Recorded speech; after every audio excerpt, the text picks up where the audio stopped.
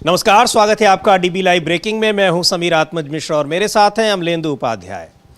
पश्चिम बंगाल में मतदान के बाद भी वहां पर किस तरीके से चुनाव आयोग पूरी कोशिशों में लगा है कि कैसे वो बीजेपी को चुनाव जिता दे, उसकी एक मिसाल दिखाई पड़ी है कल देर रात, जब वहां भवानीपुर में स्ट्रांग रूम में मशीनों को, ईवीएम मशीनों को के साथ छेड़छाड़ करते हुए देखा गया। पश्चिम बंगाल की मुख्यमंत्री ममता बनर्जी खुद वहां पहुंची, कई घंटे रही वहां पर।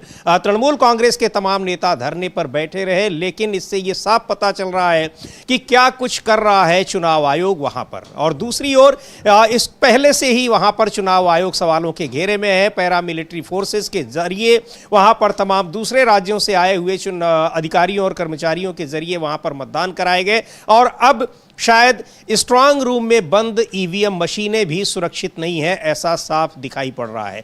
आखिर एग्जिट पोल्स भी ये बता रहे हैं कि आप चुनाव जीत रहे हैं, फिर भी क्या खौफ है, क्या डर है, अभी भी आपको लग रहा है कि आप जीत नहीं पाएंगे।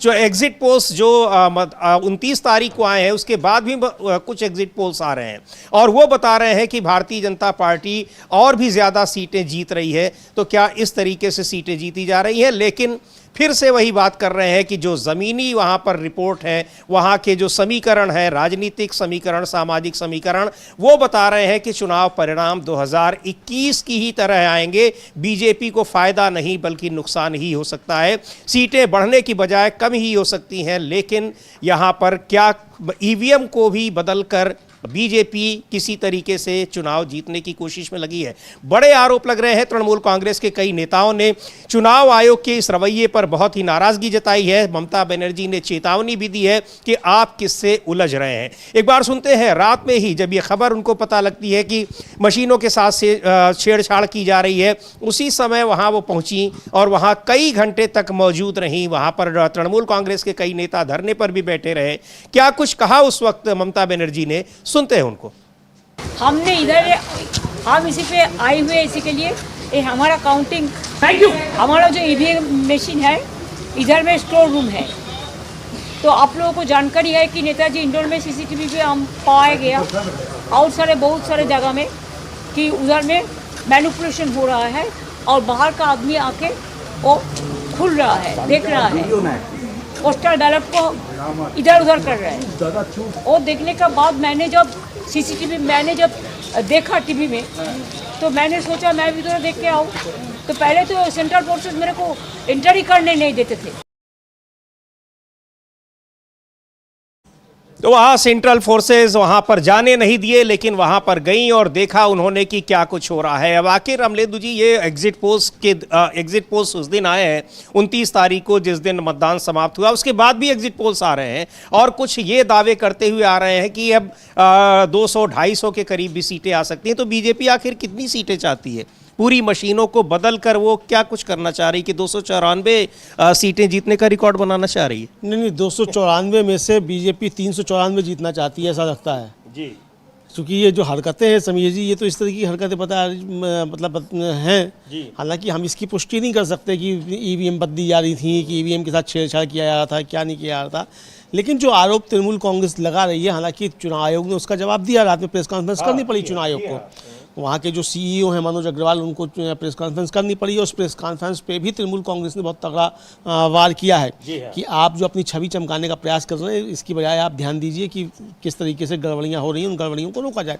लेकिन समीर जी, ये गंभीर आरोप है। और इतना ही नहीं हुआ, ममता बनर्जी जब गई तो ममता बनर्जी के कार को रोकने का प्रयास बीजेपी के कार्यकर्ताओं ने किया।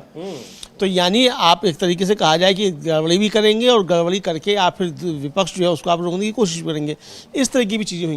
पहले जो था, ये नेताजी इंडोर स्टेडियम जो है, वहाँ स्ट्रांग रूम बना हुआ है और वहाँ के जो सीसीटीवी के फुटेज थे वो बाहर निकल कर आए और लगभग 40 से या 49 सेकेंड का एक विजुअल जो है वो तृणमूल कांग्रेस ने पोस्ट किया और कहा कि अंदर इसमें गड़बड़ हो रही है और बैलेट बॉक्स जो है वो खोले जा रहे हैं और हमारा कोई प्रतिनिधि वहाँ मौजूद नहीं है। और उसके बाद फिर कुणाल घोष, ये जो हम लोग बगल में दिख रहा है विजुअल, ये है, ये वो विजुअल्स है जो सीसीटीवी फुटेज है उसका, वहाँ पर खोलते हुए स्ट्रांग रूम में ईवीएम मशीनों को खोलते हुए ये दिखाई पड़ रहा है। हाँ, नहीं बैलेट बॉक्स, जी हाँ, बैलेट बॉक्स। तो उसको फिर अब इसको लेकर जो है फिर शशि पांजा जो मंत्री भी हैं वहाँ, डॉक्टर शशि पांजा तृणमूल कांग्रेस की नेता हैं और सांसद हैं, और कुणाल घोष जो प्रत्याशी हैं, ये दोनों पहुँचे तो उनको अंदर नहीं जाने दिया गया। उसके बाद वो वहीं बाहर गेट पर ही धरने पर बैठ गए और काफ़ी ज़्यादा वहाँ उस समय बवाल हुआ। और उसके बाद ये विजुअल पोस्ट करते हुए ये देखिए ये बैठे हुए हैं शशि पांजा और गेट पर ही बिल्कुल और कुणाल घोष है। उसके बाद फिर तृणमूल कांग्रेस ने एक इस वीडियो के साथ एक ट्वीट किया समीर जी, और वो ट्वीट देखा जा सकता है कि उस ट्वीट में किस तरीके से कहा जा रहा है कि ये लोकतंत्र की हत्या है और हम इस तरीके से ईवीएम को लूटने नहीं देंगे, मत पेटियां लूटने नहीं देंगे। बीजेपी और चुनाव आयोग मिलकर अगर ये गड़बड़ी कर रहे हैं तो ये बंगाल है, उत्तर प्रदेश और बिहार नहीं है, यहाँ हम ये सब गड़बड़ियाँ नहीं होने देंगे। काफ़ी इसके बाद बवाल हुआ और फिर देर रात में जाकर जो प्रेस कॉन्फ्रेंस हुई उसके बाद फिर चुनाव आयोग ने अपना स्पष्टीकरण दिया, और उस स्पष्टीकरण में चुनाव आयोग का कहना ये है कि हमने दिन में मेल कर दिया था कि बैलेट बॉक्स खोले जाएंगे और सारे कैंडिडेट आ जाएं, और कोई कैंडिडेट नहीं आया। नहीं तो आया नहीं तो आप कैसे खोल सकते, भले आपने मैसेज किया। यही डॉक्टर शशि पांजा कह रही हैं कि आपने 4 बजे अगर हमको ईमेल किया और ईमेल का जवाब अगर नहीं आया और कोई नहीं आया तो आपने बिना किसी कैंडिडेट की उपस्थिति में कैसे खोल दिया? कोई भी कैंडिडेट नहीं है। ये तो मतलब अजीबोगरीब तरीका है कि आप मेल भेज दीजिए, किसी ने मान लीजिए चेक नहीं किया, मेल देखा नहीं उसने, उसके बाद आप जाकर सारी मशीनें सारे आप बैलेट बॉक्स खोल दीजिए और वोटिंग गिनती भी कर लीजिए और फिर चुनाव की घोषणा भी कर दीजिए, तो गजब का तरीका है। तो ये आपने कैसे खोल लिया? अच्छा, अब चुनाव आयोग कह रहा है कि ये जो फेक है, ये उसमें फेक का उसमें चुनाव आयोग ने ठप्पा लगा दिया। डोला सेन है जो सांसद हैं तृणमूल की, वो कह रही हैं कि भाई अगर ये फेक है तो चुनाव आयोग ही फेक है, क्योंकि ये सीसीटीवी की फुटेज हमने चुनाव आयोग के कैमरे से ही ली है, जो टीवी पे जो आ रहा है, और इसी को चुनाव आयोग भी रिलीज कर रहा है। तो अगर ये फेक है तो चुनाव आयोग ही फेक है। बहरहाल लेकिन हम लोग देख सकते हैं कि कल रात में जो सबसे पहले इस विजुअल को जारी करते हुए तृणमूल कांग्रेस ने लिखा क्या था, देखा और लिखा क्या है वो ट्वीट भी देखते हैं। और ये क्या कह रहे हैं, दोनों नेता काफी देर तक वहां धरने पर बैठे रहे और उसके बाद ममता बनर्जी भी पहुंची, 4 घंटे तक वहां रही, जमकर वहां पर ड्रामा हुआ है और उसके बाद देर रात चुनाव आयोग को वहां प्रेस कॉन्फ्रेंस करनी पड़ी और स्पष्टीकरण देना पड़ा। अपने ही विजुअल्स को वो फेक बता रहा है, लेकिन जो कुछ हुआ वो सारी चीजें सामने है, क्या कुछ हो रहा है एक बार देखते हैं। ये दोनों नेता वहां पर धरने पर बैठे हुए हैं, कुणाल घोष हैं और शशि पांजा तृणमूल कांग्रेस की नेता हैं, वहां पर मिनिस्टर भी हैं, क्या कुछ कह रहे हैं, पत्रकारों से बात कर रहे हैं धरने पर बैठे हुए, सुनते हैं उनको।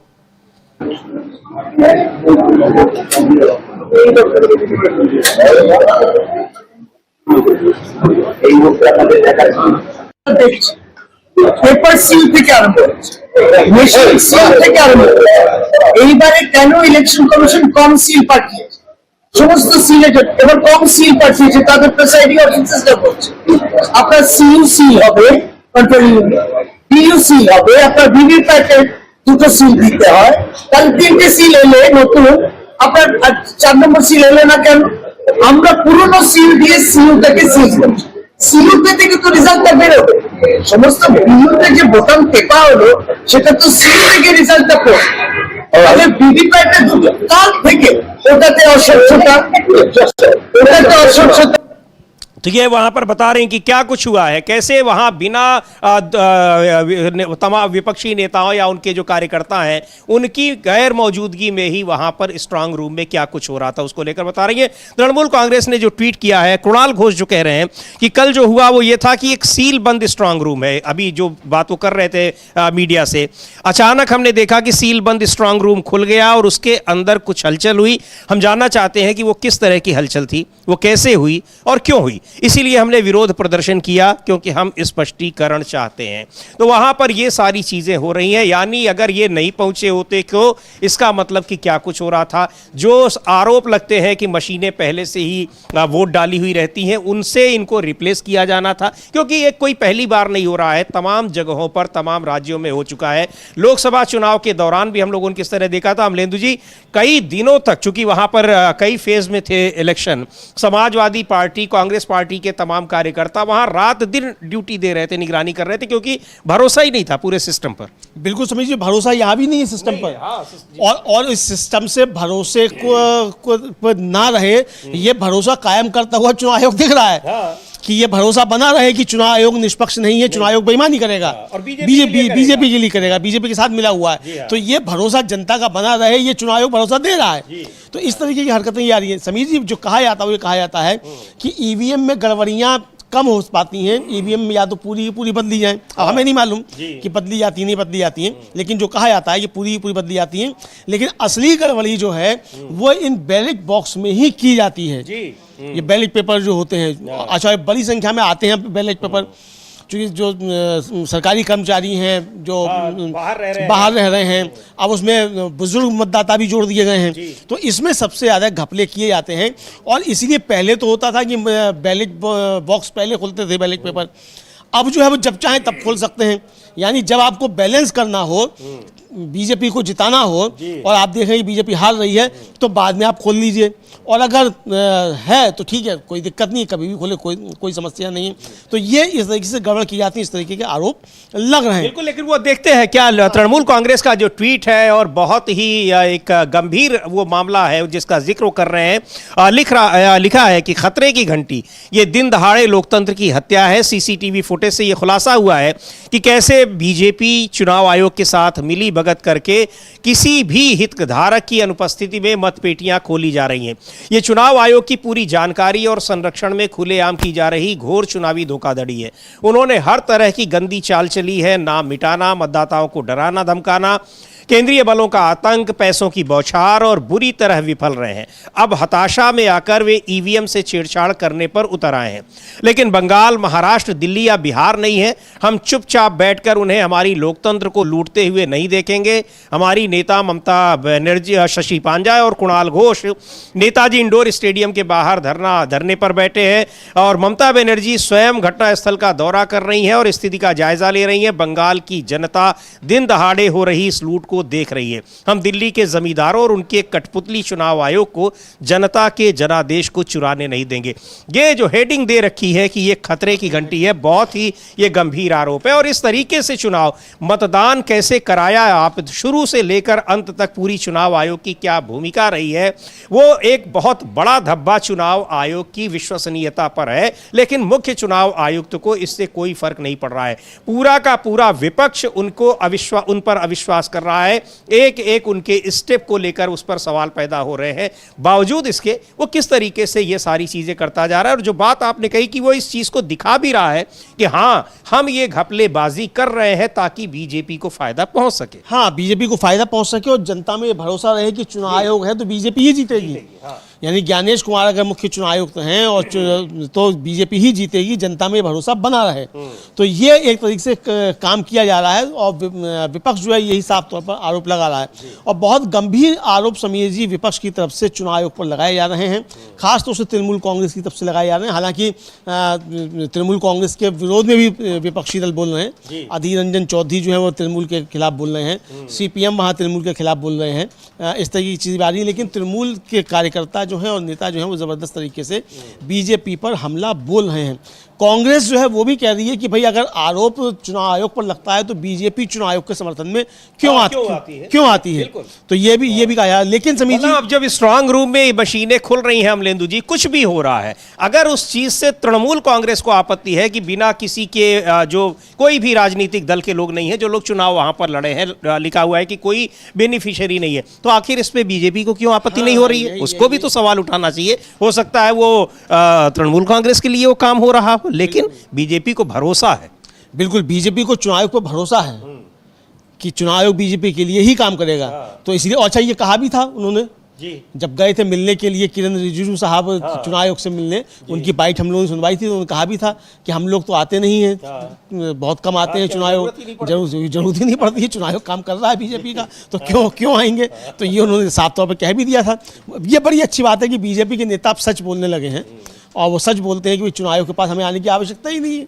बाकियों को चुनाव आयोग मिलने का समय नहीं देता। स्वीकार कर सार्वजनिक रूप से चुनाव आयोग पर कि वो हाँ भरोसेमंद है हमारे लिए। बिल्कुल बिल्कुल भरोसेमंद है, तो ये बता रहे हैं, तो ये देखा जा सकता है समीर जी। तो ये गंभीर परिस्थितियां जो है बंगाल के अंदर पैदा हो रही है। और कल पूरी रात समीर जी जिस तरीके से बवाल हुआ है और अभी भी ये सब चल रहा है, कई टीएमसी नेता अभी भी धरने पर बैठे हुए हैं, जगह जगह से इस तरह की खबरें आ रही हैं। केंद्रीय बलों के जरिए जिस तरीके से अब जो एक नया आदेश आ गया चुनाव आयोग का कि साहब वो QR कोड के जरिए जो किया जाएगा, कोई भी जो है मतलब जिसको चाहेगा चुनाव आयोग वो अंदर जाएगा। अरे भाई, तो चुनाव आयोग कैसे चाहेगा कोई अंदर जाएगा? हमारा प्रतिनिधि कौन है ये हम तय करेंगे कि चुनाव आयोग तय करेगा? लेकिन अब चुनाव आयोग तय करेगा कि विपक्षी दलों के जो काउंटिंग एजेंट हैं वो कौन होंगे कौन नहीं होंगे। तो हो सकता है ज्ञानेश कुमार जी को ही काउंटिंग एजेंट बनाकर चुनाव आयोग भेज दे, कुछ भी हो सकता है।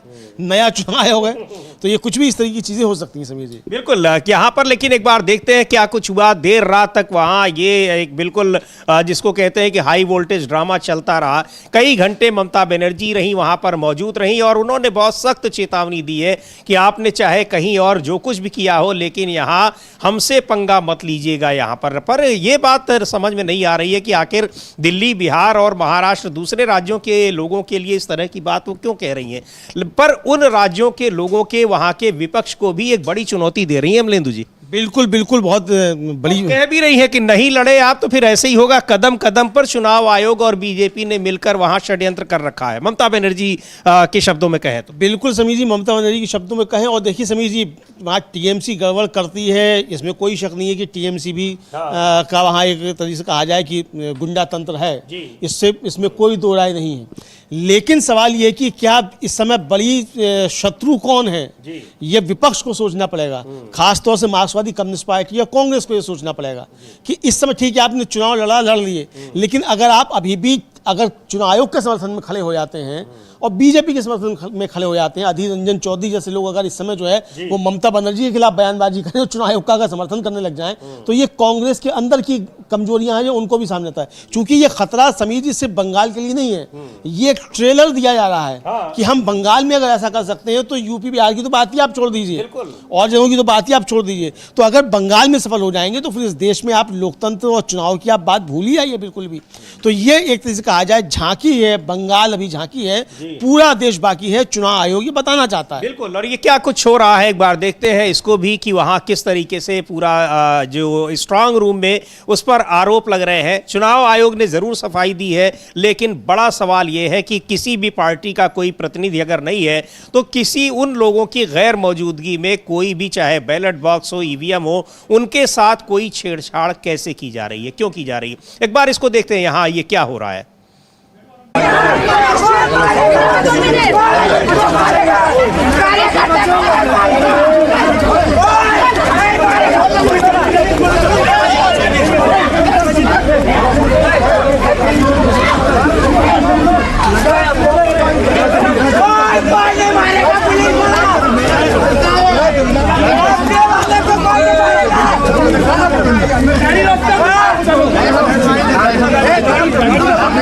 गाड़ी को पकड़ो, चलो गाड़ी को पकड़ो, गाड़ी को पकड़ो,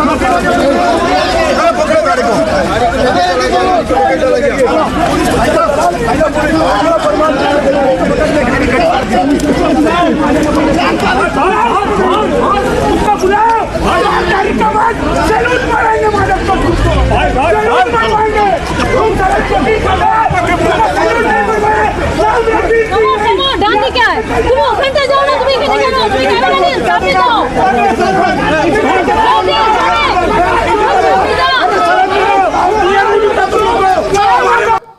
और ये है ये दृश्य वहां पर, और देर रात तक ये सारी चीजें होती रही। ममता बनर्जी वहां पर जा रही हैं जहां गड़बड़ी की शिकायत मिल रही है, लेकिन बीजेपी के लोग ममता बनर्जी को रोक रहे हैं, उनके काफिले को रोक रहे हैं, उनके रास्ते को, उनकी गाड़ी को नहीं जाने दे रहे हैं।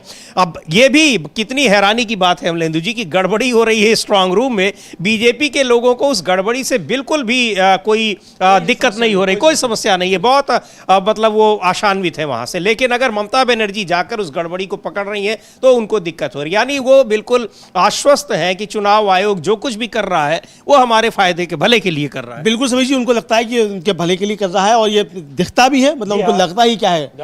सारी दुनिया को लग रहा है। चुनाव आयोग खुद ही दिखा चुनाव आयोग खुद ही दिखा रहा है, खुद ट्वीट करके कह रहा है कि भाई इसमें तृणमूल कांग्रेस को सबक सिखा देंगे। जी हाँ। खुद ही पार्टी बना हुआ है। पार्टी बना हुआ है। लेकिन कल समीर जी ममता बनर्जी जब पहुंची हैं और उसके बाद पहले तो उनको रोका गया, फिर उसके बाद वो बाहर आई, उसके बाद उन्होंने एक मोबाइल में एक वीडियो दिखाया कि किस तरीके से गड़बड़ हो रही है और मीडिया से उन्होंने बात की। तो तृणमूल कांग्रेस ने एक पोस्ट किया वो वीडियो ममता बनर्जी का, लगभग 2 मिनट का है, वो हम देखेंगे वो क्या बात कर रही हैं, हिंदी अंग्रेजी बांग्ला तीनों में मिला के बात कर रही हैं। लेकिन जो तृणमूल कांग्रेस ने उसके साथ लिखा वो काफ़ी ज़्यादा महत्वपूर्ण है और उसने कहा कि बीजेपी और उनका पक्षपाती चुनाव आयोग उन्हें अंदाजा भी नहीं है कि वे किससे पंगा ले रहे हैं। हम लोग देख सकते हैं, पहले वो ट्वीट देखते हैं तृणमूल कांग्रेस का कि क्या तृणमूल कांग्रेस ने ट्वीट किया है। लिख रहे हैं कि बीजेपी और उनका पक्षपाती चुनाव आयोग उन्हें अंदाजा भी नहीं है कि वे किससे पंगा ले रहे हैं। उन्होंने दूसरे राज्यों से अपने लोग बुलाए हैं ताकि वे नेताजी इंडोर स्टेडियम के बाहर के इलाके में भीड़ जमा कर सकें। ऐसा करके वे अपने डर को छिपाने के लिए एक मीडिया तमाशा खड़ा कर रहे हैं। हमें अपनी भीड़ जुटाने की जरूरत नहीं है। ममता बनर्जी के बस एक इशारे पर 10,000 लोग कुछ ही मिनटों में उस इलाके में पहुंच जाएंगे। हम शांति का रास्ता चुनते हैं क्योंकि हम कानून का सम्मान करते हैं, इसलिए नहीं कि हम आपसे डरते हैं।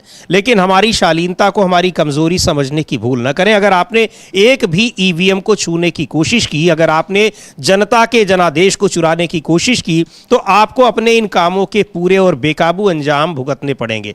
दीदी ने आज खुद सबसे आगे खड़े होकर मोर्चा संभालते हुए हमें सही रास्ता दिखाया है।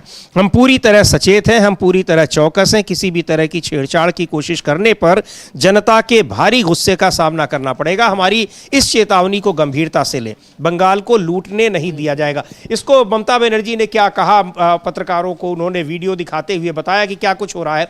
लेकिन आप ये देखिए अमलेंदु जी कि जो ये दृश्य हम लोग स्क्रीन पर देख रहे हैं, बीजेपी के लोग जैसे उनका रास्ता रोक रहे हैं।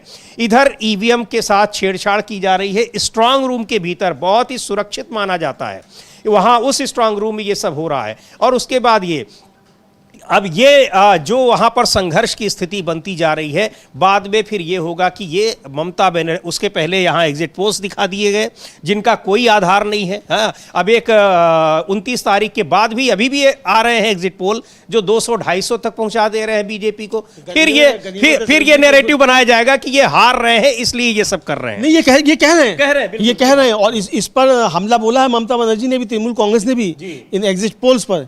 और ये कल तो महुआ मोहिता का हमने दिखाया था कि ये इतवार तक जो है ये बीजेपी को 200 पार करते रहेंगे। गनीमत है 200 पार कर रहे हैं। अब 93% अगर समीर जी पोलिंग हो गया तो अब चुनाव आयोग जैसे महाराष्ट्र में और हरियाणा में 10% बढ़ा दिया था, अब यहाँ 10% बढ़ा देगा तो 103% हो जाएगा। ये भी बढ़ सकता है 4 मई तक 103% हो सकता है।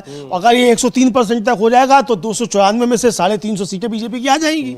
तो एग्जिट पोल ये भी दिखा सकते हैं हाँ कि भाई जब मतदाता बढ़ गए तो सीट भी बढ़ा दो, पाकिस्तान से ही ले आओ, भले बांग्लादेश से ले आओ, कुछ भी कर लो।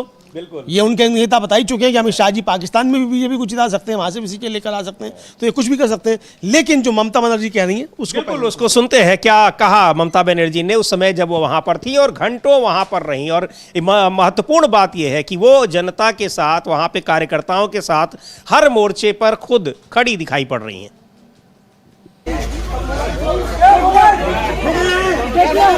आप पढ़ लो, मैं नाम नहीं बताएंगे।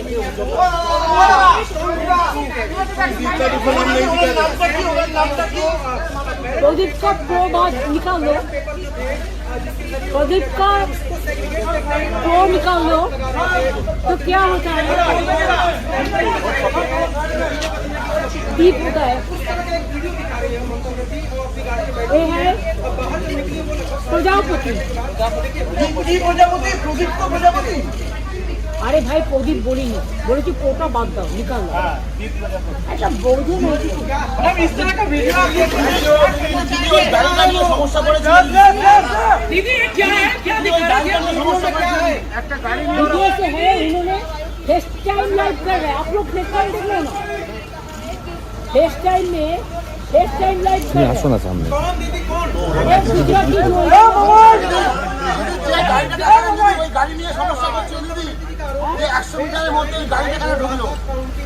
আরে ওকে ঢুকতে দিয়েছে সেন্ট্রাল কোর্ট, এটার উপরে চাপ আছে, এটা কি করবে? আর তো 2-3 দিন কেন ঢুকতে দিয়েছে জিজ্ঞেস করো। অন্য কাউকে ঢুকতে দিচ্ছে না, ওদের কেন দিয়েছে? আমার তো দেখো, আমার এখানে ইলেকশন কমিশনের স্ট্যাম্প আছে, আমার কার পার্কিং আছে, চিফ ইলেকশন এজেন্টদের কার পার্কিং আছে, যারা এজেন্ট আছে তাদের স্লিপ আছে, তো ওদের পার্টি গাড়ি ঢুকিয়ে এখানে হামলা করছিল কেন?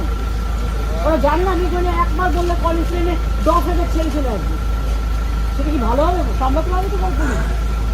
আপনাদের একটা গাড়ি ছিল, সেটা নিয়ে সমস্যা করছিল। আমাদের গাড়ি এসছে বিকজ চিফ ইলেকশন এজেন্ট এসছে, ওদের এসছে। আমি আসার পরে চিফ ইলেকশন এজেন্ট ওদের এসছে, ওদের একটা ডমি ইন্ডিপেন্ডেন্ট এসছে।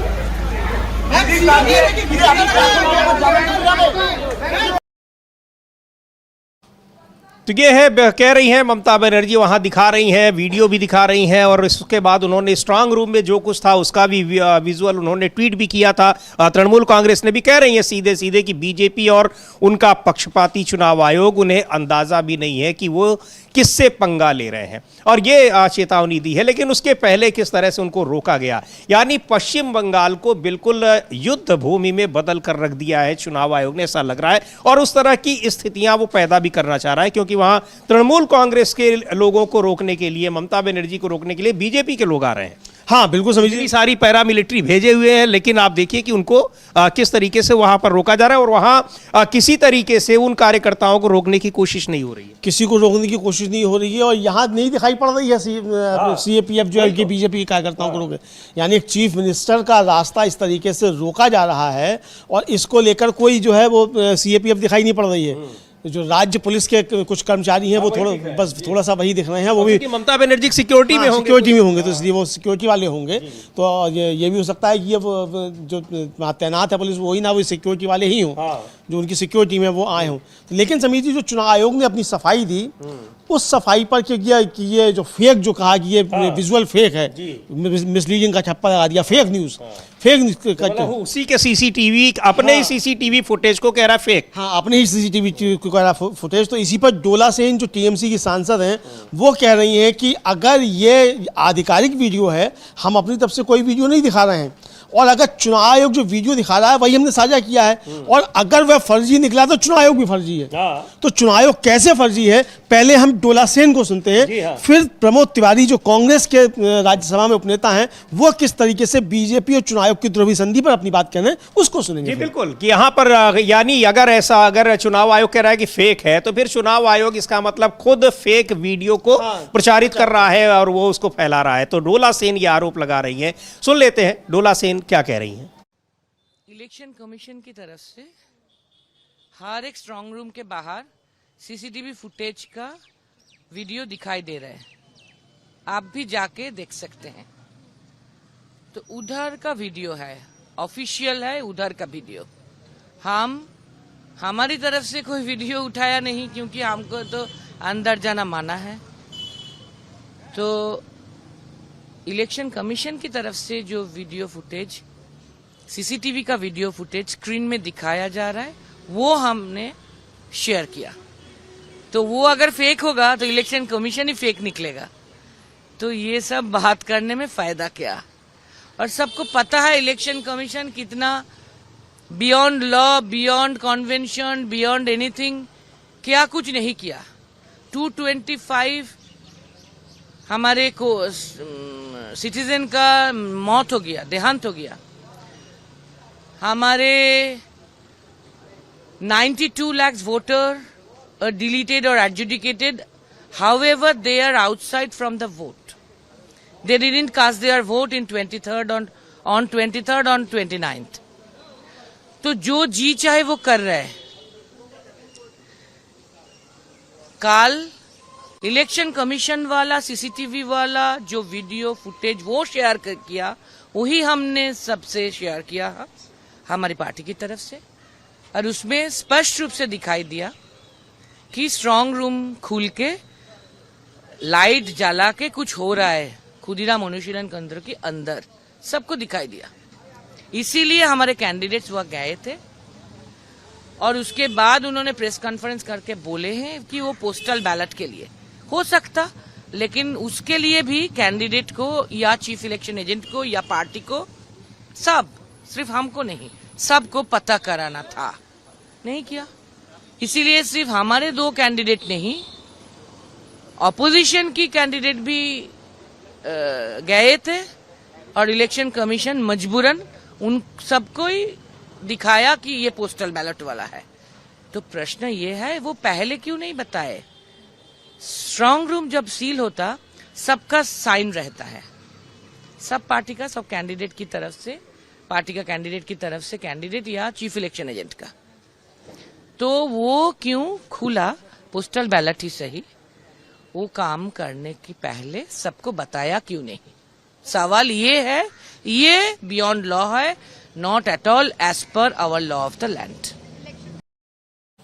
ये बस बहुत यही जेन्युइन बात यही है कि आखिर आप कुछ भी कर रहे थे, वहाँ पर सारे जो उसमें लोग हैं, उससे जुड़े हुए लोग हैं, जो कंसर्न लोग हैं, सारी पार्टियां हैं, जितने भी उम्मीदवार हैं, उनको आपको बताना चाहिए था, क्योंकि वहाँ कुछ भी होता है तो सबके सामने होता है। आप कुछ भी करिए, उसमें कोई दिक्कत नहीं है। हाँ, कोई गलत काम नहीं होगा, लेकिन आप जो आप कह रहे हैं कि बैलेट पेपर्स की उसको स्क्रूटनी हो रही थी, कुछ भी हो रहा था, तो कम से कम सब लोगों के सामने होता। अचानक और वो भी आप देर रात में ये सारी चीजें कर रहे हैं, तो क्यों कर रहे हैं आप? उसका सवाल समझिए ये भी है कि अगर बैलेट बॉक्स एक बार बंद हो गए, तो उसके बाद वो काउंटिंग की टेबल पर जाने से पहले खुल क्यों गए? बिल्कुल, वो तो वहीं खुलते हैं, वहीं उनकी स्क्रूटनी लगाए जाते हैं। सीरियस पहले आप स्क्रूटनी क्यों कर रहे हैं? फिर आप चाहे कुछ भी कहते हैं, जैसे हमने मेल पे दे दिया था, तो वहाँ कैंडिडेट क्यों नहीं थे? और सिर्फ टीएमसी के कैंडिडेट नहीं पहुंचे, 3 और कैंडिडेट पहुंचे जिन्होंने इस पर आपत्ति जताई।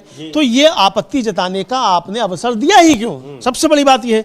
और आप कुछ भी कर रहे थे तो आपने बिना किसी कैंडिडेट की मौजूदगी में खोला क्यों? महत्वपूर्ण बात तो ये है ना, आपकी मंशा इससे स्पष्ट हो रही है। आप ये कह के नहीं निकल सकते कि साहब कोई आया नहीं, कोई नहीं आया, तो आपने क्यों खोल लिया? जबकि ये प्रावधान है कि आपको सबकी मौजूदगी में खोलना पड़ेगा। तो ये चुनाव आयोग ने जो किया, तो इसलिए उस पर शंका होना लाजिम है। और ये शंका इसलिए उठ भी रही है कि बीजेपी के साथ मिलकर कर रहे हैं, तो क्योंकि बीजेपी ही जो है वो चुनाव आयोग के समर्थन में खड़ी दिख रही है, ममता बनर्जी का रास्ता कोई। भाई बीजेपी के प्रत्याशी जो हैं वो क्यों नहीं पहुंचे कि ये कैसे खुल गया बैलेट बॉक्स? और जो उम्मीदवार हैं, जिनमें भाई कोई ऐसे भी होंगे जिनको जीतने की उम्मीद नहीं, फिर भी वो पहुंच रहे हैं, और आप नहीं पहुंच रहे हैं, और आप रोक रहे हैं जो शिकायत करने वाले। तो शिकायत करने पहुंच रहा है कि भाई क्यों खुल गया, तो आप उसको रोक रहे हैं। तो भाई आप क्यों नहीं पहुंचे? तो ये चुनाव आयोग अपने ही वीडियो को फेक बता रहा है, अपने ही विजुअल्स को फेक बता रहा है। बहरहाल क्या कह रहे हैं सुनते हैं। कांग्रेस के सांसद हैं प्रमोद तिवारी, वो क्या कह रहे हैं कि चुनाव आयोग यही कर रहा है लंबे समय से, और पूरी तरीके से उसकी जो एक प्रतिष्ठा है वो धूमिल कर दी है चुनाव आयोग ने, इस संवैधानिक संस्था की प्रतिष्ठा को, और कोई विश्वसनीयता उसकी नहीं रह गई है। सुन लेते हैं प्रमोद तिवारी को। सर, काउंटिंग में पश्चिम बंगाल के अंदर अभी कुछ दिन बाकी हैं, लेकिन स्ट्रांग रूम को लेकर लड़ाई छिड़ गई है। कल ममता बनर्जी खुद पहुंच गईं। हालांकि चुनाव आयोग ने रिजेक्ट करे सारे एलिगेशन। बीजेपी कह रही है कि चोर मचाए शोर। मैं सिर्फ इतना कहना चाहता हूं, चोर चोर मौसेरे भाई, जैसे कहावत उन्होंने कही। आरोप लगता है इलेक्शन कमीशन पे, ये भारतीय जनता पार्टी के प्रवक्ता क्यों डिफेंड करने लगते हैं? दोनों के बीच में कौन सा ऐसा अपवित्र गठबंधन? मैं एक बात साफ कहना चाहता हूं, जो जारी हुआ है वीडियो चिंताजनक, और देश के हर हिस्से में भारतीय जनता पार्टी सरकार जब से आई है बेईमानी करके चुनाव जीतती रही है। अब मौजूदा चीफ इलेक्शन कमिश्नर के बाद जरा खुलेआम डकैती पड़ने लगी, चाहे एसआईआर के नाम पे हो, चाहे किसी और नाम पे हो। तो मैं सीधे सीधे इल्जाम लगाता हूं कि इन दोनों के गठजोड़ से लोकतंत्र खतरे में है। क्या यही वजह है इसलिए आप लोग राज्यसभा के अंदर उनके रिमूवल का जो है मोशन लेकर आए? ये हमारी जिम्मेदारी है, नैतिक भी संवैधानिक भी, कि अगर लोकतंत्र पे डकैती पड़ रही हो, लोकतंत्र को कोई लूट रहा हो, तो हम अपने अधिकारों का प्रयोग करें और ऐसे चीफ इलेक्शन कमिश्नर के खिलाफ ले आए, हम लाए। कैसे देखते हैं सर आप, जो ममता बनर्जी कह रही हैं कि अंतिम सांस तक लड़ाई लड़ेंगे, मुख्यमंत्री का स्ट्रांग रूम में पहुंचना, ये कितनी बड़ी घटना आपको लगती है? या फिर तो ये वहां पर चुनाव आयोग और बीजेपी की सांठगांठ है और तस्वीरें जो हम लोग स्क्रीन पर देख रहे हैं दाहिनी ओर वो ये बता रही हैं कि क्या कुछ हो रहा है। शिकायत करने स्ट्रांग रूम में गड़बड़ी दिखाई पड़ रही है, जिसकी शिकायत करने तृणमूल कांग्रेस जा रही है, ममता बनर्जी जा रही है, लेकिन बीजेपी के लोग उनको रोक रहे हैं। उनको वहां होने वाली गड़बड़ी में कोई गड़बड़ी नहीं दिखाई पड़ रही है। गड़बड़ी में कोई गड़बड़ी नहीं है, बिल्कुल, चूंकि गड़बड़ी जो है वही शाश्वत सत्य है। तो ये चुनाव आयोग कह रहा है कि गड़बड़ी ही शाश्वत सत्य है और गड़बड़ी होगी चूंकि ये नया चुनाव आयोग है। जो बताया गया था इंडिया गठबंधन के लोग जो मिलने गए थे कि नया चुनाव आयोग है, तो नया चुनाव आयोग अपने नए तरीके से काम कर रहा है। हाँ, माफी मंगवाता, हलफनामा दिलवाता, राष्ट्र से माफी मंगवाता, मगर खुद मिला नहीं हलफनामा, तो कुछ कहा नहीं, फिर माफी भी नहीं मिली और हलफनामा भी नहीं मिला, लेकिन खुद भी ना माफी मांग रहा है ना हलफनामा दे रहा है। तो ये लेकिन फेक का जो है वो लगा रहा है, अपने ही वीडियो पे फेक बता दे रहा है। लेकिन जो राज्य के सीईओ हैं मनोज कुमार अग्रवाल, उन्होंने कल रात जो प्रेस कॉन्फ्रेंस की समीजी उसका एक थोड़ा सा हिस्सा में सुन सकते, प्रेस कॉन्फ्रेंस बहुत लंबी चौड़ी है उनकी, लेकिन वो जो कह रहे हैं कि जो शशि पांजा और कुणाल घोष जो है स्ट्रांग रूम के सामने धरने पर बैठे, उस पर वो जो है जो कह रहे हैं वो हम लोग सुन सकते हैं कि क्या कह रहे हैं। अपनी सफाई में उन्होंने जो ये आरोप लगे हैं उसकी सफाई में उन्होंने क्या कुछ कहा। मनोज कुमार अग्रवाल जो मुख्य निर्वाचन अधिकारी हैं पश्चिम बंगाल के, उनको सुनते हैं।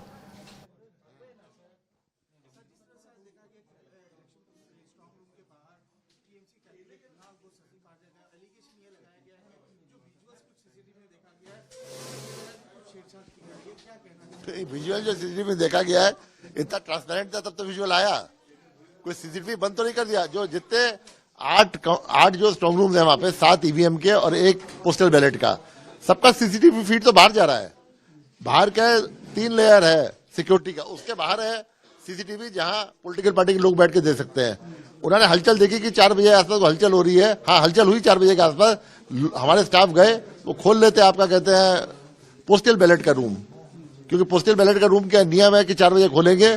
सब पॉलिटिकल पार्टीज को as per rule election commission के इंटीमेशन दिया गया था, कैंडिडेट्स को आरओ ने दिया था। आपको आना चाहिए था वहां पे आते आप जो है और आपके सामने खोला जाता, वरना 4 बजे खोल के कॉरिडोर में खाली वो सजा रहे थे कि और 7 डिस्ट्रिक्ट का जो है वो जाएगा वहां पे। कल 12 पहुंचना है, 12 बजे तक वहां एक्सचेंज होगा, उसके लिए तैयारी कर रहे थे वो आज। हाँ, मेल किया गया था, आया तो सुन रहे हैं कि बाद में जब 4 बजे। तो कह रहे हैं अमलेंदु जी, मुख्य निर्वाचन अधिकारी मनोज कुमार अग्रवाल हैं पश्चिम बंगाल के मुख्य निर्वाचन अधिकारी, खुद ही कह रहे हैं कि हाँ वहां पर वो उसको खोला गया था और सबको कहा गया था आने को, जब नहीं आए तो हम खोल देंगे। फिर इसका मतलब कि आप जब कोई नहीं आएगा आप काउंटिंग भी कर लेंगे, गिनती भी कर देंगे और घोषणा भी कर देंगे। तो गजब की दलील दे रहे हैं। ये न्यू इलेक्शन कमीशन भी संभव है। ये न्यू इलेक्शन कमीशन है और इस न्यू इलेक्शन कमीशन में ऐसे ही होगा, ये बता रहे हैं और खुद बता रहे हैं कि हाँ खोले गए थे। जी हाँ, क्यों खोले थे भाई? फिर बता रहे हैं कि एज पर रूल सूचना दे दी गई थी, अगर कोई नहीं पहुंचा तो आपने कैसे खोल दिए? आपने खोलकर उसमें क्या किया? आपने ठप्पे लगा दिए, आपने डबल ठप्पे लगा दिए, आपने वो निरस्त करने के लिए कुछ कर दिया। अब ये सारे आरोप तो रहेंगे ना, और क्या, जब दूसरा पक्ष मौजूद ही नहीं है।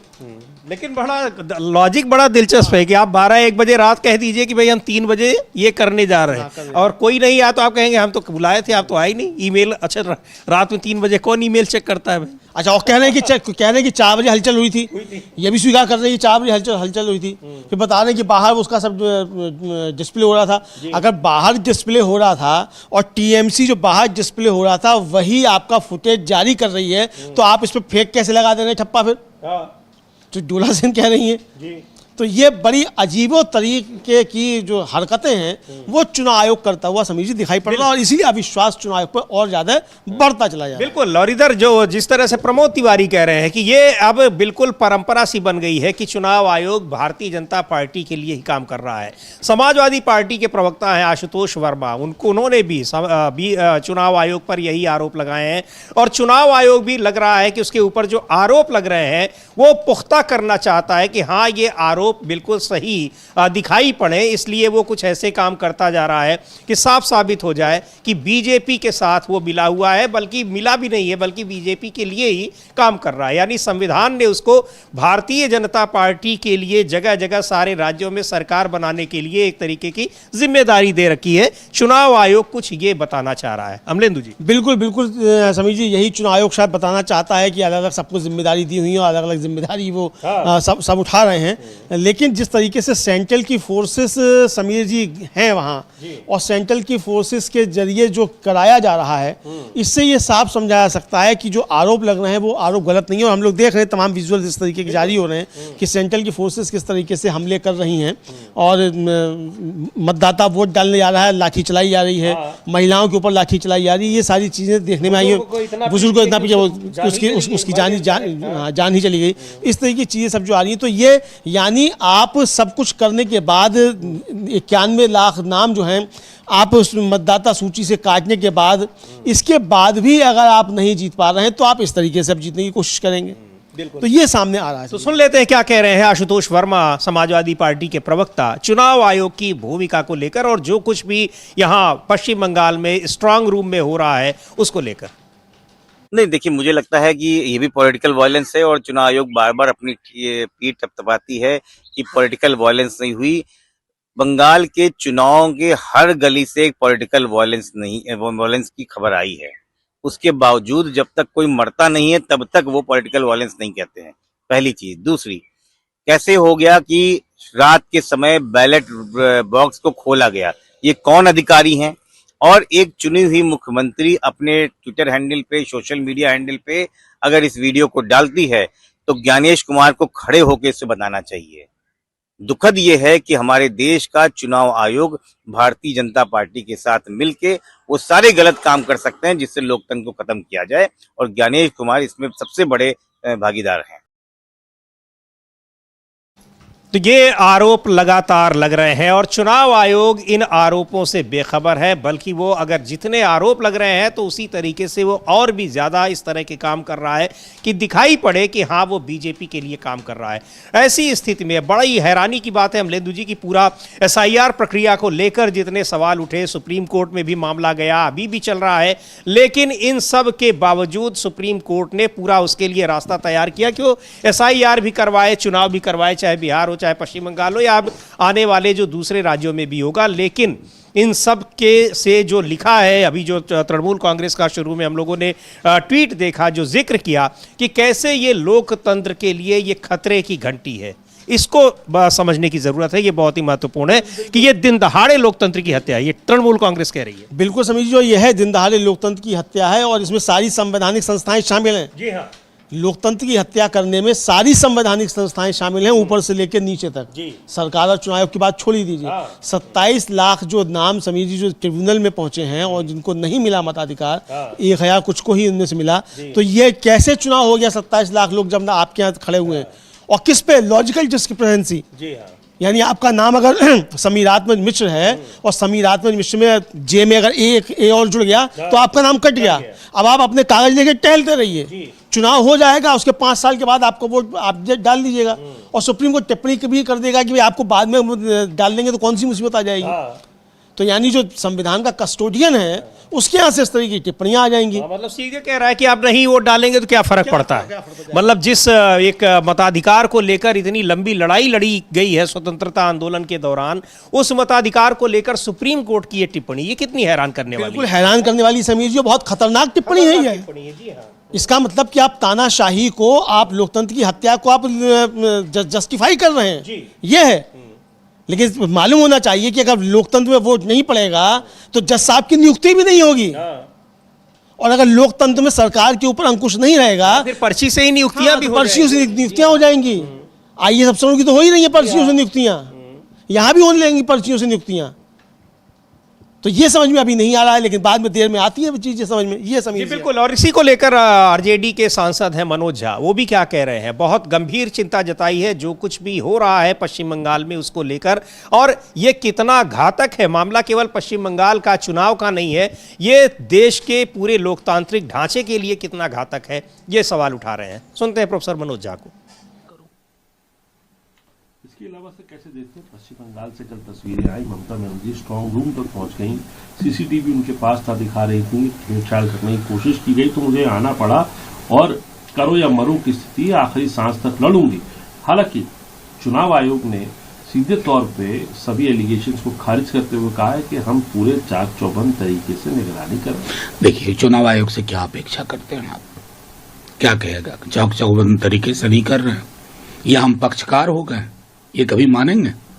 मैंने कुछ विजुअल्स देखे सीईसी के जिस दिन चुनाव खत्म हुए, उनके चेहरे की खुशी बता रही थी। मिशन एकम्प्लिस्ड, चुनाव शांतिपूर्ण और निष्पक्ष नहीं, बल्कि मुझे जो कहा गया था मैंने वो कर दिखाया। और कहां से कहा गया था ये भी स्पष्ट। तो ये लड़ाई फिर आप क्योंकि बड़ा आरोप लगा रहे हो, तो उस लड़ाई को कैसे आगे लेके जाएंगे? देखिए, तो आप लोगों ने दिया मैं बताऊंगा कि नोटिस को छोड़ दीजिए, नोटिस तो एक्सेप्ट होगा नहीं होगा, कैरी फॉरवर्ड होगा नहीं होगा। हम अब भी कहेंगे इस तरह के नोटिस का एकमात्र मकसद ये होता है कि हमारे संविधान में जो व्यवस्थाएं थी वो स्वतंत्र और निष्पक्ष सिर्फ कागज पे लिखा हुआ नहीं था। कि स्वच्छता अभियान, चश्मा लगा दिया गांधी जी का, ना, उसको जमीन पे उतारो। मैंने तो खुद भी लिखा कि अगर आज सुकुमार सेन जो हमारे पहले सीईसी थे और वो इनको चिट्ठी लिखते तो क्या लिखते, मैंने डॉक्यूमेंट करके रखा हुआ। मेरा कोई व्यक्तिगत हमारा विरोध थोड़ी ही है। हम चाहते हैं कि अगर आप स्वतंत्र और निष्पक्ष सिर्फ बोले नहीं, आप दिखें, दिखने में कमी आ रही है, ये चिंता का विषय। वहीं बीजेपी कह रही है कि ममता बनर्जी का व्यवहार जिस तरीके से है, ये ऐसे है कि चोर मचाए शोर। मैं उनकी टिप्पणी पर क्या टिप्पणी करूं? जहां ये बोला जाता हो उल्टा लटका के सीधा कर देंगे दूसरे दलों के कार्यकर्ताओं को, वहां कुछ बचा है क्या? कम से कम वो गरिमा तो ममता जी ने नहीं खोई है ना, बस इतना ही कहना। और निशिकांत दुबे तो एक बांग्लादेश के सांसद के बयान का हवाला दिया कि वो कह रहे हैं कि अगर बीजेपी बंगाल में सरकार बना लेगी तो सारे घुसपैठियों को और बांग्लादेशी मुसलमानों को बाहर कर दिया जाएगा। तो ये नेक्सस जो टीएमसी का और इन लोगों का है वो परत सामने आ रही है। अब कहाँ निशिकांत जी के बयान पे मेरा बयान ले रहे हो? वो बहुत महान नेता है भाई, बहुत महान नेता है। महान नेताओं पर मत लिया कीजिए टिप्पणी। उनके ज्ञान का भंडार अद्भुत है और सारा ज्ञान का भंडार उनको 6 से 8 बजे सुबह व्हाट्सएप के माध्यम से पहुंचता है। अगर एक भी बांग्लादेशी है निशिकांत जी, तो आप किस पे उंगली उठा रहे हैं ये हम भी समझते हैं, और शायद किसके इशारे पे उठा रहे हैं ये भी हम समझते हैं। राजनीतिक सवाल पूछूंगा आपसे। मध्य प्रदेश के जबलपुर में जो है एक क्रूज हादसे का शिकार, तो ये कह रहे हैं, लेकिन हाँ, निशिकांत दुबे के सवाल पर के जवाब नहीं दे पा रहे हैं। वो कह रहे हैं कि उनके सवालों का जवाब हम नहीं दे पाएंगे। लेकिन अमलेंदु जी, वो तो एक उन्होंने भी बहुत हल्के लहजे में बात की और हल्का सवाल भी है, हल्का मुद्दा भी है। लेकिन जो कह रहे हैं कि ये जो चीज़ें हो रही हैं, पहले मुख्य चुनाव आयुक्त डॉक्टर सुकुमार सेन होते तो क्या कहते और क्या वो लोग सोच रहे होंगे जिन लोगों ने इस संस्था को यहाँ तक पहुँचाया है, एक इतनी महान संस्था के रूप में स्थापित किया है। कोई भी दल रहे हो, कोई भी पार्टियां रही हो, उस पद पर पहुंचने के बाद उनका किसी से कोई मतलब नहीं रहा है। तो आखिर ये अब ऐसा क्यों हो गया है, अपने आप में बहुत बड़ा सवाल है और गंभीर चिंता का विषय है, जो सारे राजनीतिक दलों के लोग कह रहे हैं, सिवाय बीजेपी के। बिल्कुल समीर जी, सिवाय बीजेपी के सारे राजनीतिक दल जो हैं वो इस बात को कह रहे हैं। और आखिर निष्पक्ष चुनाव बीजेपी क्यों नहीं चाहती है, ये भी सवाल उठ रहा है। और बीजेपी ही अकेली ऐसी पार्टी क्यों है कि जो चुनाव आयोग के समर्थन में खड़ी हुई हो। जैसा कि प्रमोद तिवारी ने कहा कि सवाल पूछो चुनाव आयोग से, जवाब देने बीजेपी आ जाती है। तो ये तमाम बातें समीर जी पूछी जा रही हैं। और इस चुनाव में समीर जी, हालांकि चुनाव 5 राज्यों में हो रहे हैं, लेकिन सबसे ज़्यादा चर्चा जो है, ये सबसे ज़्यादा चर्चा में आ रहा है बंगाल का ही चुनाव। ये साफ तौर पर देखने में आ रहा है। तो ये बंगाल का ही चुनाव जो है ये चर्चा में क्यों है? चूँकि किसी भी तरीके से बीजेपी चाहती है बंगाल को जीतना, जैसे कि बिहार में उसने अपना मुख्यमंत्री बना लिया। लेकिन ये साफ समझ सकते हैं कि किस तरीके से चुनाव आयोग जो है वो गड़बड़ियाँ कर रहा है और इसको साबित भी कर रहा है। चाहे प्रेस कॉन्फ्रेंस करके जवाब दे रहे हो उसमें, और चाहे वो फेक बता रहे हो, सबके जरिए बता रहे हैं। लेकिन अब एक बड़ी खबर आ गई समीर जी, इस विवाद के बाद अब जो और सतर्क हो गया है चुनाव आयोग। और अभी तक तो वो विजुअल्स बाहर आ रहे थे, अब वो विजुअल्स बाहर नहीं आएंगे। अच्छा जी, अब वो विजुअल्स बाहर नहीं आएंगे। ये शशि पांजा जो वहाँ मंत्री हैं और कल जो रात धरने पर बैठी थी, उनकी अभी बाइट आई है कि चुनाव आयोग ने अभी फैसला किया है कि अब ये विजुअल बाहर नहीं आएंगे, यानी अंदर जो घपले हो रहे हैं अब आप बाहर नहीं देख पाएंगे कि आप उसे पोस्ट कर दें कि देखो अंदर क्या घपले हो रहे हैं। शशि पांजा को लेकिन इधर दूसरे जो विपक्षी दल है वो भी पूरी तरीके से अब सतर्क हो गए हैं, उसकी भी तस्वीरें आ रही है। बहरहाल शशि पांजा को सुनते हैं कि क्या अगर तस्वीरें बाहर आ रही हैं, यानी कोई चीज पता चल जा रही है, तो आप पहले तो उसको फेक करेंगे और उसके बाद कहेंगे कि अब ये चीजें बाहर जा भी नहीं सकती हैं। तो सुन लेते हैं चुनाव आयोग का जो नया फरमान है उसको लेकर क्या कह रही हैं शशि पांजा। पहले तो ये सिद्धांत एक तरफ से लिया जाए, इलेक्शन कमीशन ने तय किया है, आ जाइए इलेक्शन कमीशन ने एक तरफ जो सिद्धांत लिए हैं वो है कि जो जगह इसके पहले तक भी कैमरा देख सकते थे, हर कोई पॉलिटिकल वर्कर या प्रेस भी देख सकती थी, अब उस पे पाबंदी है। अब सिर्फ एजेंट को, जिस एजेंट का नाम हम लोग देंगे कैंडिडेट, वो 10 एजेंट शिफ्ट वाइज एक जन करके कुछ देर के लिए रह के वीडियो विंग करेंगे। यही ये सिद्धांत एक तरफा है। कितने एजेंट जा सकते हैं? कितने लोग 10 कार्ड दिए गए हैं। कितने देर के लिए क्या शिफ्ट? नहीं, अब ये कोई 4 घंटा भी रख सकते जो भी हो, लेकिन ये 10 लोग में से ही कोई 1 जन जाएगा या 2 जन जाएगा, वो अभी तक तय नहीं हुआ। पहले 2 जन बोले, अभी बोल रहे 1 जन। एक चीज देखा गया, हर समय जो बदलते नियम। दीदी एक चीज देखा गया कि जब आप लोग निगरानी में ये ममता बनर्जी भी कल गई थी शेखावत मेमोरियल में और यहाँ भी आई थी, शुभेंदु अधिकारी अचानक सुबह ट्वीट करते हैं कि हमारा भी एक बंदे को मैं रखा था, पोलिंग एजेंट को रखा था ममता बनर्जी के ऊपर नजरदारी करने के लिए, ताकि वो बैलेट बॉक्स या ईवीएम को ऊपर कोई छेड़खानी ना करे। क्या कहेंगे? ट्वीट भी किया है। हम इतना ही कहेंगे कि भूगोल देखिए, आप भूगोल का स्ट्रांग रूम का भूगोल देखिए, जिस प्रेमिसेस में ये सब चीजें रखी जाती है, स्ट्रांग रूम का है, वहां तक उनका पोलिंग एजेंट वैसे भी नहीं पहुंच सकेगा। कोई बात हुई? उन्होंने पोलिंग एजेंट क्यों पहुंचेगा स्ट्रांग रूम? तो वो तो वो घुसेगा ये कैमरा देखने के लिए, वो थोड़ी ना स्ट्रांग रूम के भीतर जाएगा। स्ट्रांग रूम के भीतर अगर किसी को जाना है तो या तो कैंडिडेट या तो इलेक्शन एजेंट, कैंडिडेट का इलेक्शन एजेंट जाता है, यही नियम है। पोलिंग एजेंट कब से जाने लगा? जो आप ट्वीट कर सकते हैं, वो आज़ादी उनको है, आपको सच्चाई ट्वीट करना है, वो नजर रखेंगे। ममता बनर्जी तो कैंडिडेट है, आप भी कैंडिडेट है। ममता बनर्जी की पोलिंग एजेंट भी आप पे नजर नहीं रख सकती स्ट्रांग रूम के अंदर। तो सब जो हवा में उड़ते हुए बातें।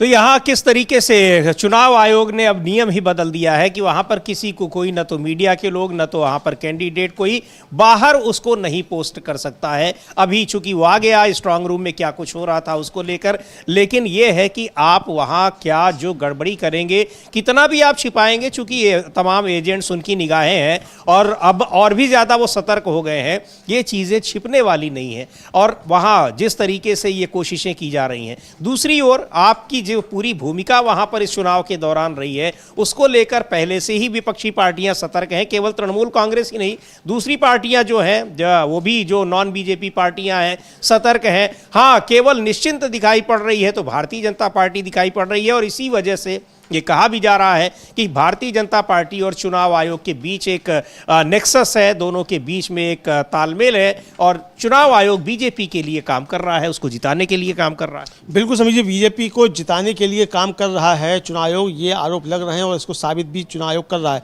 अब देखिए समझिए जी कि चुनाव से पहले वो जो आईपैक कंपनी है जो काम संभालती थी ममता बनर्जी के और तृणमूल कांग्रेस का चुनाव का, उस पर ईडी का छापा पड़ा और चुनाव हो गया, और चुनाव के तुरंत बाद उसको जमानत मिल गई, उनके जो सीईओ थे, और ईडी ने उसका विरोध नहीं किया। चूंकि चुनाव हो गया तो अब जरूरत क्या है।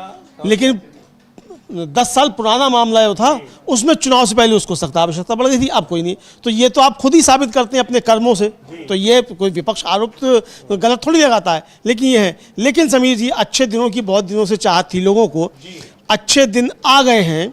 राहुल गांधी ने 29 अप्रैल की शाम को ही था वो ट्वीट किया था, हम लोगों ने कार्यक्रम में ही दिखाया था, दिन में ही किया था कि भाई चुनाव हो जाएगा और उसके बाद आज से ही जो है वो दाम बढ़ जाएंगे तेल के और गैस के। तो अच्छे दिन आ गए हैं। लेकिन ये राहुल गांधी ने कहा था कि आज शाम 5 बजे के बाद होंगे, लेकिन 2 दिन का गैप मिल गया। हाँ, तो राहुल गांधी को गलत साबित करने के लिए कि आपके कहने पे हमने नहीं किया, नहीं बढ़ाए हैं, अपनी मर्जी से किया है, तो 2 दिन की उसमें छूट दे दी गई। तो ये जो था वो बताया गया कि अब क्या, तो अब जो कॉमर्शियल सिलेंडर है उस पर 993 रुपये बढ़ गए हैं, और जो गरीबों का छोटू सिलेंडर होता था उस पर शायद 261 रुपये बढ़ गए हैं। इस तरह की खबरें आ रही हैं। हाँ, तो मतलब अभी गैस के दाम बढ़े हैं कॉमर्शियल के और छोटे वाले सिलेंडर के, और अब हो सकता है कि आगे कुछ और दाम बढ़े पेट्रोल डीजल के भी। बहाना भी है चूंकि यहाँ पर क्रूड ऑयल है उसकी कीमतें ईरान वार के कारण, जंग के कारण बढ़ रही हैं लगातार।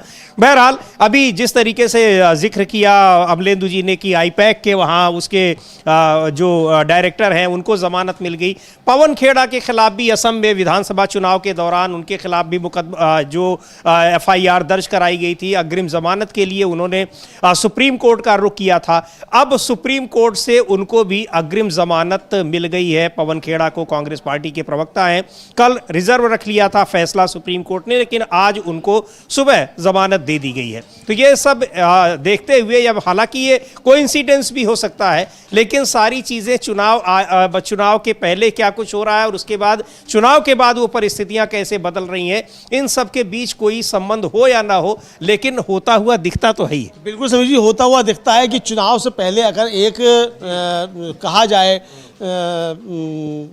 मतलब हाईकोर्ट जो है वो दे रहा है जमानत, अग्रिम जमानत, सुप्रीम कोर्ट उस अग्रिम जमानत को खारिज भी कर दे रहा है और कह रहा है आप दूसरे हाईकोर्ट में जाइए। दूसरा हाईकोर्ट टिप्पणी कर दे रहा है कि आपने एक निर्दोष महिला के ऊपर टिप्पणी कर दी। सुप्रीम हाईकोर्ट ने तय कर दिया महिला निर्दोष है, बिना कोई जांच की हुए हाईकोर्ट ने कह दिया निर्दोष है। फिर मामला सुप्रीम कोर्ट आ गया। तो भाई सुप्रीम कोर्ट को ये जमानत देनी ही थी तो उसी दिन आपने अग्रिम जमानत क्यों नहीं दे दी जब हाईकोर्ट में हैदराबाद हाईकोर्ट के खिलाफ आई थी? तथ्य तो यही थे ना उस समय भी, तो ये आपने कर दिया। तो ये मतलब ये जो कहा जाता है तारीख पर तारीख और न्याय का जो चक्र है, तो ये खुद इस तरह की चीजें होती हैं। बहरहाल समीर जी, ये इस तरह की तिवारी है कांग्रेस के नेता, उन्होंने प्रमुख पवन खेड़ा को जो जमानत मिली है उस पर क्या वो कह रहे हैं और उस केस को लेकर भी क्या कह रहे हैं, एक बार सुन लेते हैं उनको। और इस जमानत को लेकर सवाल उठ रहे हैं। बहरहाल क्या कुछ होता है, नतीजों पर अब सबकी निगाह है, लेकिन जिस तरीके से चुनाव के बीच में ये काउंटिंग और मतदान और काउंटिंग के बीच का जो समय है, इसको लेकर भी सवाल उठ रहे हैं कि क्यों इस इतनी ज़्यादा ये गैप रखा गया है। और गैप क्या इसीलिए रखा गया है कि जो कुछ भवानीपुर में हुआ, जो कुछ वहाँ पर ईवीएम के साथ हो रहा है, स्ट्रांग रूम में जो कुछ हो रहा है, क्या इसी वजह से ये गैप रखा जाता है कि काउंटिंग के लिए ज़्यादा समय मिलेगा, तो यहाँ उसके लिए धांधली के लिए भी समय मिलेगा। कल ममता बनर्जी ने कल ये बात कही भी कि भाई 29 अप्रैल को जब आखिरी हो गया तो 4 मई को क्यों हो रहा है, ये घपले करने के लिए, ये बात कही भी पत्रकारों के सवाल के जवाब में ममता बनर्जी ने। और ये सवाल समीर जी कल मैंने भी उठाया था न्यूज पॉइंट में कि भाई जब 29 अप्रैल को आखिरी हो गया और पहला चुनाव हो गया 9 अप्रैल को, अब आप 4 मई को गणना होगी, ये लगभग 1 महीने का अंतर। और इस गर्मी के मौसम में मशीनों को लू वैसी लगती रहती है। हाँ, कहाँ झेल पाती हैं गर्मी, वो तो खराब होती रहती है मशीनें कई बार। जहाँ विपक्ष जीत रहा होता है वहां मशीनों को लू लग जाती है। तो ऐसे में जहाँ विपक्ष जीत रहा होगा वहां तो मशीनों को लू लग जाएगी। तो ये सब इंतजाम, मतलब किस तरीके से पुख्ता इंतजाम चुनाव आयोग कर रहा है कि बीजेपी को ही जिताना है हर हाल में, तो भाई चुनाव कराने की आवश्यकता क्यों है? ऐसी सीधे सीधे सच पकड़ा दो। बिल्कुल, तो ये सवाल है। बिल्कुल सवाल ये है, लेकिन फिर भी इन सब के बावजूद क्या कुछ होता है इस पर 4 मई को पता लग ही जाएगा। लेकिन रिजल्ट कुछ भी हो, परिणाम कुछ भी हो, चुनाव आयोग की जो निष्ठा पर, चुनाव आयोग की जो क्रेडिबिलिटी है, उस पर जो सवाल उठ रहे हैं वो देश की लोकतांत्रिक व्यवस्था के लिए ठीक नहीं है। ये चीज़ तो बिल्कुल साफ दिखाई पड़ रही है और चुनाव आयोग उसको क्यों साबित करता हुआ दिखाई पड़ रहा है, ये बहुत हैरानी की बात है। अब इस कार्यक्रम को यहीं समाप्त करते हैं। मुझे और अमलेंदु उपाध्याय को दीजिए अनुमति। नमस्कार।